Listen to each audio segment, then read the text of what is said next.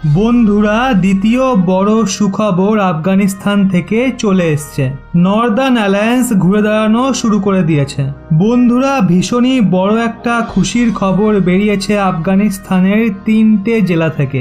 এই 3টে জেলাকেই নর্দার্ন অ্যালায়েন্সের সেনারা দ্রুত পুনরুদ্ধার করছে। আর এই জেলাগুলো কোথায় রয়েছে আর কিভাবে যুদ্ধের মোড় ঘুরেছে, এর প্রমাণ কি রয়েছে, এই সমস্ত কিছু আজকের ভিডিওতে আপনাদের বলবো।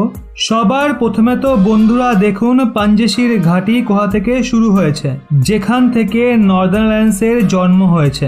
আফগানিস্তানের রাজধানী কাবুল থেকে নর্দার্ন অ্যালায়েন্সের এই পাঞ্জেশির ঘাঁটি বিস্তৃত হয়েছে।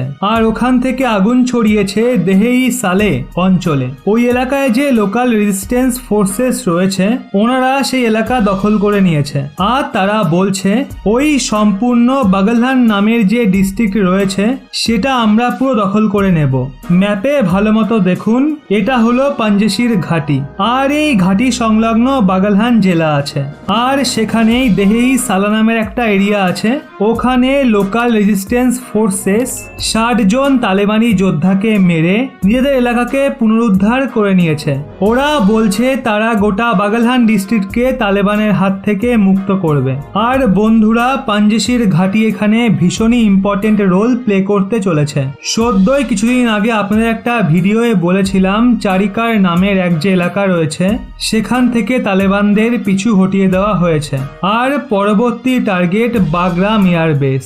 এই যে পাঞ্জেশির ঘাঁটি রয়েছে, সারাউন্ডিং এ যত এলাকা রয়েছে সেগুলো দিয়ে এই ঘাঁটিকে সিকিউর করতে হবে।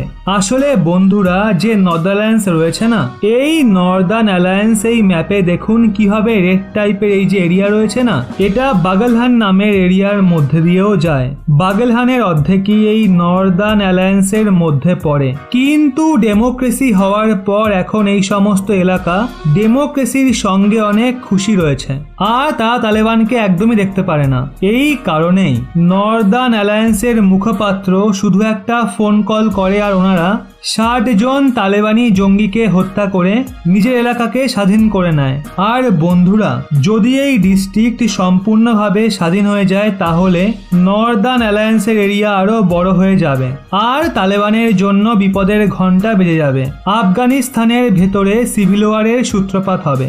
বন্ধুরা, তারা নিজের এলাকাকে দখল করা তখন শুরু করেছে যখন তাদের ইন্টারন্যাশনাল সাপোর্ট মিলছে না। একবার তাহলে শুধু ভাবুন, ভারত, আমেরিকা, রাশিয়া আর এরই সাথে দুনিয়ার সমস্ত দেশ যদি নর্দার্ন অ্যালায়েন্সকে সাপোর্ট দিয়ে দেয় তাহলে আফগানিস্তানের হাওয়াই পাল্টে যাবে আর কাবুল রাতারাতি তালেবানের দখল থেকে মুক্ত হয়ে যাবে। এখন তালেবানের সেনা ছড়িয়ে ছিটিয়ে রয়েছে, নর্দার্ন অ্যালায়েন্সের সেনা একজোট হচ্ছে আর কাবুলকে এখন স্বাধীন করার থেকে কেউ আটকাতে পারবে না। শুধু এখানে প্রয়োজন আছে ইন্টারন্যাশনাল সাপোর্টের। আর যখনই বাগরাম এয়ারবেস মুক্ত হবে তখনই হতে পারে ইন্টারন্যাশনাল সাপোর্ট নর্দার্ন অ্যালায়েন্স পাবে। কিন্তু ততক্ষণের জন্য নিজের দমেই তাদের নিজের এলাকাকে পুনরুদ্ধার করতে হবে। আর সেই কাজ তারা শুরুও করে দিয়েছে। আপনাদের কি মনে হয়, নর্দার্ন অ্যালায়েন্স কি তাদের লক্ষ্যে পৌঁছাতে পারবে? হ্যাঁ নাকি না অবশ্যই নিচে কমেন্টে জানান।